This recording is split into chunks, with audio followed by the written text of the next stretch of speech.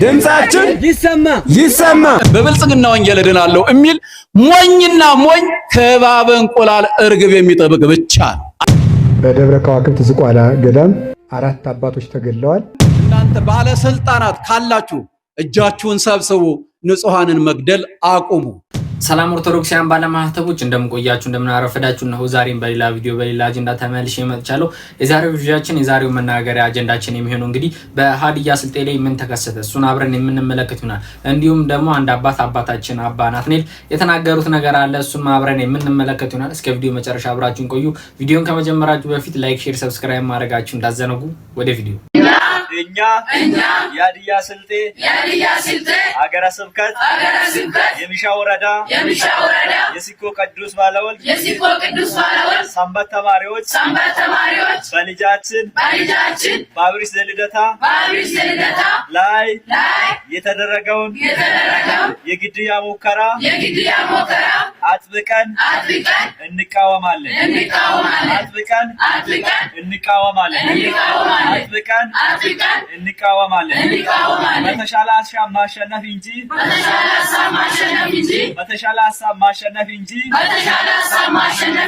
ሰው አይገደልም።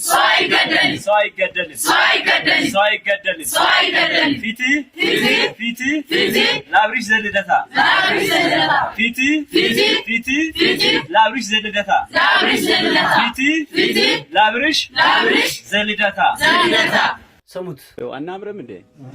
ኧረ እናምራለን። እኛ በሀገረ ስብከታችን ሀዲይኛ ትምህርት የለም ለምትሉ ወይም ለሚሉት እኛ ባድኛ ነው የምናስተምራቸው። እኔ የዚሁ ሀገረ ስብከት ፍሬው ነኝ። በአባታችን መልካም ፍቃዴው እንደው ሀዲያ ላይ ቄስ የለም፣ ቄስ ተበደል አልተበደልም። አናምረም እንዴ? ሰሞኑን እንግዲህ በሀዲያ ጉዳይ አንዳንድ ቪዲዮዎች በጣም ቫይራል ሆኖ መነጋገሪያ ሆነው ነበረ። የአቋም መግለጫ በሚል ስም የነበሩ ስድቦች ነው እኔ ብዬ የምወስዳቸውና ብፁዕ አቡነ ሕርያቆስ በአካል ተገኝተው ያለው ችግር ምንድነው ብለው የሀገሩን ሽማግሌ ካህናቱን መነኮሳቱን ጠቅላላ ሁሉንም ሰብስበው መወያየት ጀምሮ ነበረ። እነዛም እንደዚህ ብለው ሲሳደቡ የነበሩትም ለነሱ ያለ ችግር ካለ ኑና አስረዱን፣ ችግሩን እንፍታው ተብሎ ጥሪ ቢቀርብላቸው መገኘት አልቻሉም። ምክንያቱም እውነት ቢኖራቸው መተው ይጠይቁ፣ መተው ያስረዱ፣ መተው ይሄ ችግር አለ ይፈታልን ብለው ይጠይቁ ነበር። እነሱ ግን አለመገኘትን መርጠዋል። እንግዲህ እንደምንሰማው ካህናቱ ምን እያሉ ነው? እኛ አልተበደልንም፣ እንደውም አምሮብናል፣ ብዙ ነገሮችን እያገኘን ነው አሉ። እያስተማርንም ያለነው በሃዲያኛ ነው አሉ። እንግዲህ እነዚህ ካህናት ያልነበሩ ሰዎች ሲናገሩ እንደሰማነው ምንድነው በግድ ካህናት እየተበደሉ በግድ በሃዲያኛ አይደለም ትምህርት ይሰጠ ምናምን ነገርና አንዳንዴ ለግል ጥቅማችን ብለን ቤተክርስቲያንን የሚጎዳ ነገር ባናደርግ መልካም ነው። ምክንያቱም በዘረኝነት ምክንያት ለግል ጥቅማችን የምንጓዝ ከሆነ ለኛ ብቻ ሰው ለቤተክርስቲያኒቷም ጥሩ አይደለም። በቋንቋችን መማር እንፈልጋለን። በቋንቋችን በሚያስተምሩ ልጆች ላይ የተሞከረውን ሞትን እንቃወማለን።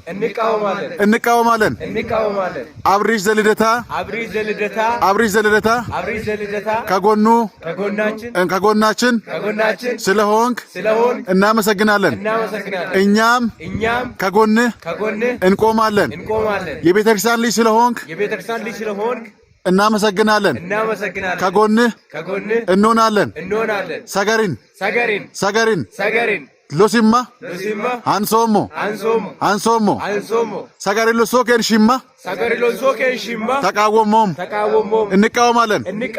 በቋንቋችን መማር እንፈልጋለን። ድምጻችን ይሰማ በሀገረ ስብከቱ ያለው ኪራይ ሰብሳቢነት ይቁም። በሀገረ ስብከቱ የሚስተዋለው ያለ አግባብ ስልጣን መጠቀም እንቃወማለን። በአካባቢያችን ላሉ ሊቃውንት ቤተክርስቲያን ክርስቲያን ቅድሚያ ይሰጣቸው ምዕመናን በቋንቋ የመማር መብት ይጠበቅ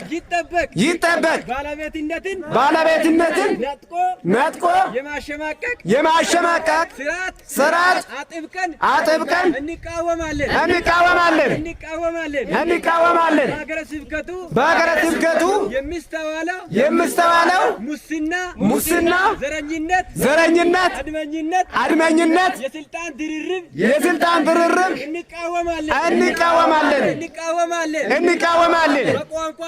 በቋንቋችን ሙሉ መጻሕፍት እንዲተረጎም እንፈልጋለን። እንግዲህ እንደሰማችሁትና እንዳያችሁት ነው። ግማሹ የሀዲያ ስልጤ ኦርቶዶክሳውያን ተጨቆንን፣ የመግደል ሙከራ ተደረገብን ብሎ ሲነሳ፣ ግማሹ ቄስም ሆነ ደግሞ ሌላ ምዕመን እኛ እንደዚህ ያሉንም አሪፍ ሌን ያለ ነው ጥሩ ሀገረ ስብከት ነው ይላሉ።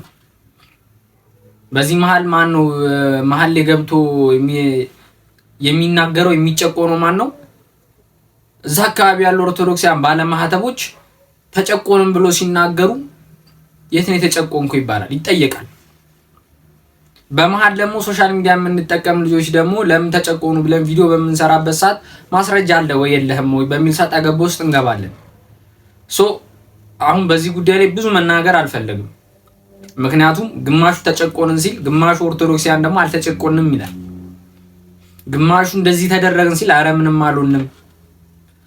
እነሱ ሳይስማሙ እዚህ ጋር ለባለማህተቡ ለቤተክርስቲያን ድምጽ የሚሆን ልጅ ወጥቶ እንዲህ ተደረገኩ ምናምን ሲል ቀጥታ የሚጠየቀው ምንድነው? ማስረጃ ነው የሚጠይቀው። ማስረጃ የለውም ማለት ደግሞ ይሄ ግለሰብ ደግሞ ቪዲዮ የሚሰራ ልጅ ማስረጃ የለውም ማለት ደግሞ ምን ማለት ነው? ጸብ አነሳሽ ቪዲዮ ሰራ ምን ሰራ ተብሎ ጥምጣም ተጠምጥሞበት ወደ አልሆነ ደረጃ ውስጥ ይደረሳል ማለት ነው። በሀዲያ ሀገረ ስብከት ላይ የተደረገ በሀዲያ ስልጤ ሀገረ ስብከት ላይ የተደረገ ያለው ነገር ግልጽ ሆኖ እየታየ አይደለም። ጳጳስ ነው የሚቀየረው፣ ግልጽ አይደለም። ጳጳሱ ጨቆናቸው፣ ግልጽ አይደለም። ኦርቶዶክሳውያኑ ተጨቆኑ፣ አሁንም ግልጽ አይደለም። በዚህ ጉዳይ ላይ ምንም አይነት ብዙ ሀሳብ አንሰጥም። ወደ ቀጣዩ ቪዲዮ እናልፋለን። እናንተ ባለስልጣናት ካላችሁ እጃችሁን ሰብስቡ፣ ንጹሃንን መግደል አቁሙ። ካልሆነ አብረን ነው የምንጠፋው ብዬ ነው። ምንም የሚተርፍ የለም። እግዚአብሔር እጁን ያነሳል። ዝም በሉ፣ ተመልከቱ። እግዚአብሔር እጁን ያነሳል። ግፈኞች አሸናፊ አይሆኑም። ልንገራችሁ ግልጽ ነው። ግፈኛ ወራሪ አሸናፊ ሆኖ አያውቅም። ቅዱስ ጳውሎስና ሲላስን እነዚያ ባለመኳንን ባለስልጣናት በሚሽከረከሩ ወንበር የተቀመጡ ከራሳቸው ውጭ ሌላ ማየት የማይፈልጉ እነዚያ አልዳኑም። ቅዱስ ጳውሎስና ሲላስ ግን ዳኑ። ግፈኞች ተገፍተዋልና የተገፋ ምን ይሆናል? ከላይ ይወጣልና ቅቤ ሞነ ነው ከራስ ይወጣህ ቢሉታሉ ተገፍቼ ነው ብሏል አይደል? የተገፋ ያሸንፋል። ግን እግዚአብሔርን ከያዘ ብቻ ነው የሚያሸንፍ። ያለ እግዚአብሔር ማሸነፍ አይቻልም። ታንክም ይኖርህ ምንም ይኖርህ እግዚአብሔር ከሌለህ የለህም። ግልጹን የምትድነው ልንገር በፕሮስፐሪቲ አይደለም በብልጽግና ወንጌል እድናለሁ የሚል ሞኝና ሞኝ ከባብ እንቁላል እርግብ የሚጠብቅ ብቻ ነው። አለቅ ያገኘው ሁሉ እየጫነን አይደለም። ማርያም አታማልድም ስትል አዋን ብላ አልተቀበልክም። በካናዳ ስንዴ ሃይማኖቱን የቀየረ የለም። እንደዚህ በፊት ምንድነው በፌስቡክ በምናምን ምሽት አገባው ብለ የተጃጃልክ የለህም እንዴ? የለም ወይ? ይሄ እኮ መጃጃል ነው። የማይሆን ነገር እያደረግን ያለን አይደለንም። ታዲያ እንዴት ትድናለህ ወዳጄ? ተመለስና ና ከዚያ ውጣ። ከዚያ ከማይገባ ነገር ውጣ። ይሄ ግብረ ሰዶማይነት ውጊያችን እናንተ የምታውቁት እኛ የምናውቀው ውጊያችን የታንክና የእንትን አይደለም። የምትድነው ልንገር በፕሮስፐሪቲ አይደለም። እንቅጩን ልንገራችሁ በብልጽግና ወንጌል እድናለሁ የሚል ሞኝና ሞኝ ከባብ እንቁላል እርግብ የሚጠብቅ ብቻ ነው። አለቅ አትድንም። ልንገርህ ግልጹን የምትድነው በኦርቶዶክሳዊት ቤተክርስቲያን ብቻ ነው። መዳን ከዚህ ብቻ ነው ያለው፣ ከሌላ ምንም የለም። አትድንም፣ አንድንም። መዳን የምንችልበት ይሄው ተሰጠን። መድኃኒቱን መቀበል ነው። ካልተቀበልነ የሚጠብቀን ፍዳ አለ። የምድሩ ችግር የለም። 87 ዓመት ነው በኋላ ያለው ነው እንጂ ጭንቁ አስተራጊ ይግባኝ የሌለበት ምንም የሌለበት። ስለዚህ የት ነው ያለ ነው? ወጣቶች በተለይ የት ነው? ምንድነው እያደረግን ያለ ነው? አገር ተረካቢ ናችሁ? አገር ተረካቢ ናችሁ ወይ? መዳን ትፈልጋላችሁ? ሰላምን ትፈልጋላችሁ? ልጆቻችሁን በስርዓት አሳድጉ። እንዴት ነው ያሳደግናቸው? ምን እስኪ ማን ነው አሁን ጉቦ እየተቀበለን ያለ? ጉዳያችን ያለ ጉቦ የተፈጸመበት መስሪያ ቤት የሚጠራልኝ ሰው አለ? ይሄ እኮ ማፈር ያለብን አንገታችን መድፋት ያለብን ጉዳይ ነው። የኛ ልጆች አይደሉ? ከቻይና እኮ አልመጡም አይደል እንዴ?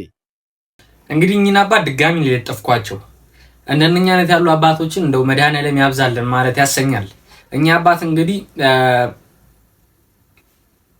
እንደው እንዴት አድርጌ ልናገር፣ እንደው እንዴት አድርጌ ልመስክርላቸው በመቤቴ ከሚናገሩት ንግግር በላይ ከያዙት ከጨበጡት መስቀል በላይ ለምመኑ ነው የሚታገሉት። ባለስልጣናት የሆነ በሙሉ ኦርቶዶክሳውያን የማጥፋት ዘመቻ ሲያካሄድ እረፍ ብሎ ቆርጦ የተነሱ ልክ እንደና አቡነ አብርሃም እንደና አቡነ ጴጥሮስ የተነሱ አባት ናቸው። እኛ አባት ስማቸው እንግዲህ ሊቀ ጉባኤ አባ ማቲያስ የአስርቱ መጽሐፋት ምስክር ናቸው። እንዴት አድርገን እንመስክርላቸው በመቤቴ። በጣም ሙሉ ስብከቱን እንደው ገብታችሁ ብትመለከቱት ዋርካ ሚዲያ ላይ ተለቆ ነበረ። ሙሉ ሚዲያ ስብከቱን ገብታችሁ ብትመለከቱት እንደው ሪከመንድ አደርጋለሁ። በጣም ደስ የሚል ነገር መቤቴ ዘመኑን የዋጀ ትምህርት የሚያስተምሩ እንደና አቡነ ጴጥሮስ እየታገሉ ያሉ አባት ናቸው። ነዋይና ቢዝነስ ሳይሆን ሳይገዛቸው እየገዛቸው ያለው ምንድነው? የኢየሱስ ክርስቶስ ፍቅር ነው። ለምመኑ ነው የሚታገሉት። ለምን ተገደሉ ብሎ ፊት ለፊት ወጥተው እየተናገሩ ያሉ አባት ናቸው። የሚያድነን ያ የብልጽግናው መንግስት ሳይሆን ኢየሱስ ክርስቶስ እንደሆነ ነው እየተናገሩ የሚገኙት። በጣም ደስ የሚል ሙሉ ስብከቱን ገብታችሁ ተመልከቱት። እውነተኛ አባት አውደ ምሕረት ላይ ቆሞ እንደዚህ ሲጋፈጡ ማየት እዚህ ጋር ላለነው ባለማዕተቦች ከምንም ነገር በላይ ነው የምነግራችሁ። በጣም ደስ የሚያሰኝ ይበል የሚያሰኝ ነገር ነው የተናገሩልን። እማምላክ ወላዲት አምላክ እንደነኛ አይነት አባቶችን ታብዛለን። ሌላ ምንም ማለት አልፈልግም። ወደ ቀጣኛው ቪዲዮ እናልፋለን። በዛሬዋ ቀን ነበረ እነኛ የዝቋላ አቡነ ገብረ መንፈስ ቅዱስ ገዳም አባቶቻችን የካቲት 13 ቀን ለቅድስት ቤተክርስቲያናቸው ሲሉ በቅድስት ቤተክርስቲያን ውስጥ ደማቸውን ያፈሰሱት አጥንታቸውን የከሰከሱት የነበረው እነኛ ስለ ሀገር ሰላም የሚጸልዩ የዝቋላ አቡነ ገብረ መንፈስ ቅዱስ ገዳም አባቶች ስለኔና ስለናንተ ህይወት በሰላም ገብቶ በሰላም መውጣት የሚማልዱ እንዲሁም ስለ መሪዎቿ የሚማልዱ አባቶቻችን ነበሩ።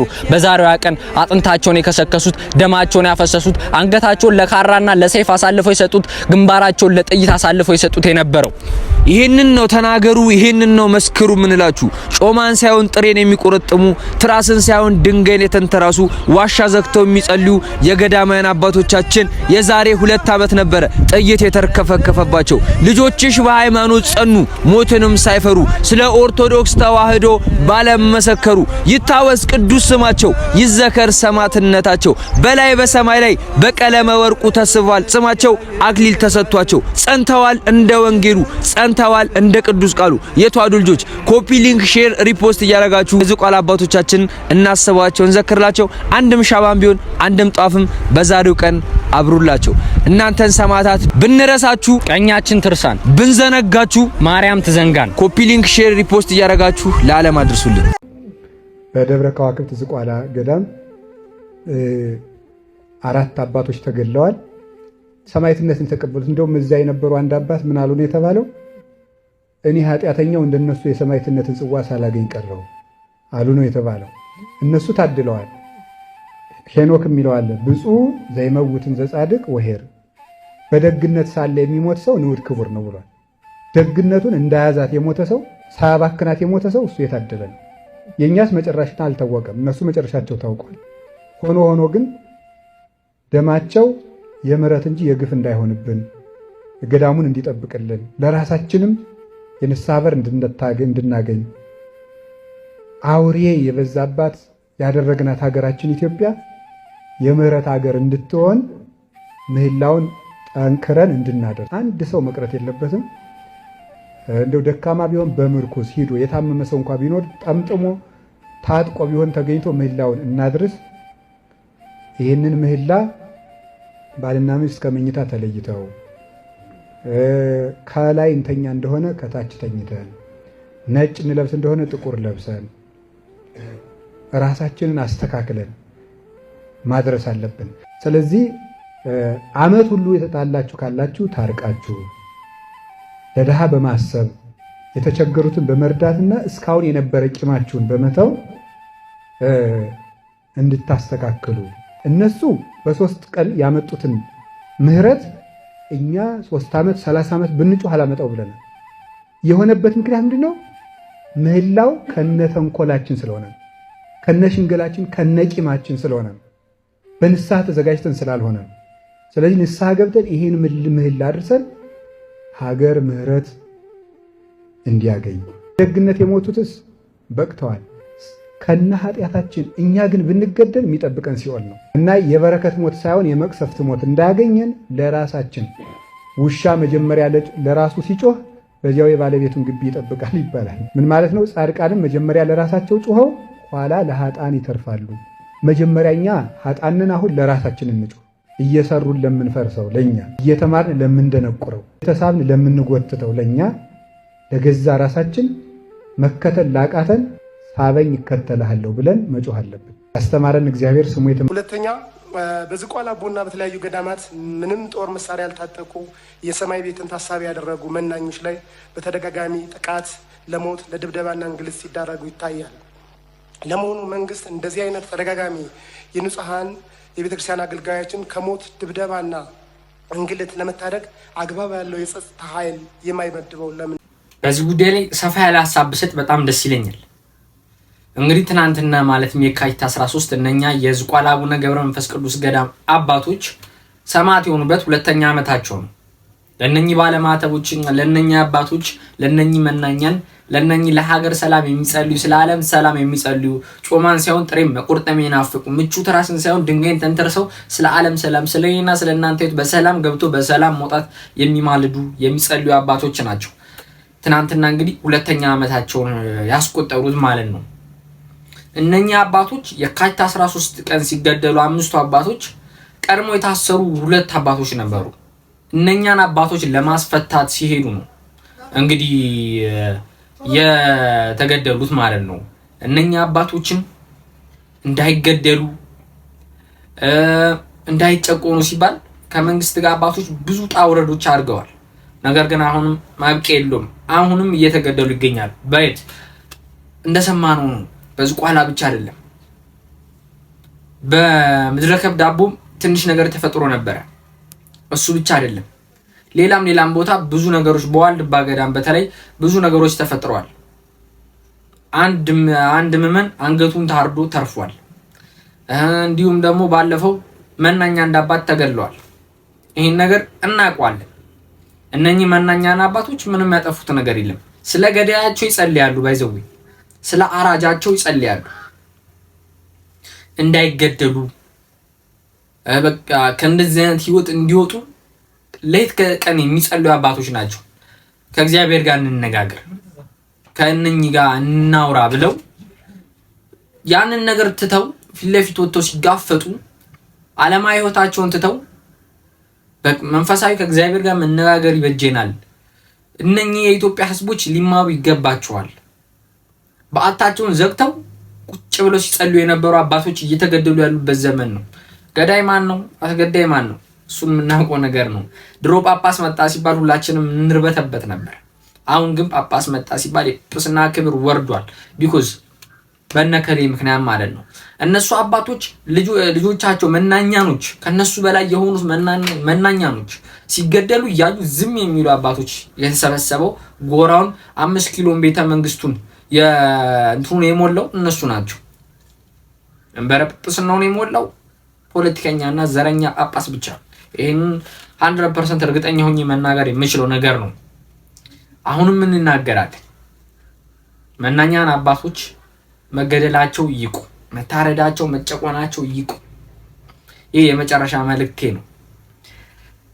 የዝቋላ አቡነ ገብረ መንፈስ ቅዱስ ገዳም እናንተ ለቅድስት ቤተክርስቲያናችሁ ስትሉ ሌት ተቀን እየጸለያችሁ ባታችሁ ውስጥ የተገደላችሁ የተረሸናችሁ እናንተ መናኛን አባቶች ስለኛ ህይወት በሰላም ገብታችሁ በሰላም ገብቶ በሰላም መውጣት የምትጸልዩ የምትማልዱ አባቶቻችን ሆይ ስለ ሀገር ሰላም፣ ስለ ዓለም ሰላም የምትማልዱ ጥሬን ጮማን ሳይሆን ጥሬ መቆርጠም ይናፈቃችሁ፣ ምቹ ትራስን ሳይሆን ድንጋይን ተንተርሳችሁ የምትተኙ፣ የብርድ ልብስን ሳይሆን ብጣቂ ጨርቅን ለብሳችሁ የምትተኙ እናንተ መናኛን አባቶች ሰማዕት የሆናችሁ ደማችሁ እንደ ውሃ ያፈሰሳችሁ ጥይት የተርከፈከፈባችሁ እናንተ መናኛን አባቶች ብንረሳችሁ ቀኛችን ትርሳ፣ በረከታችሁ ትድረሰን።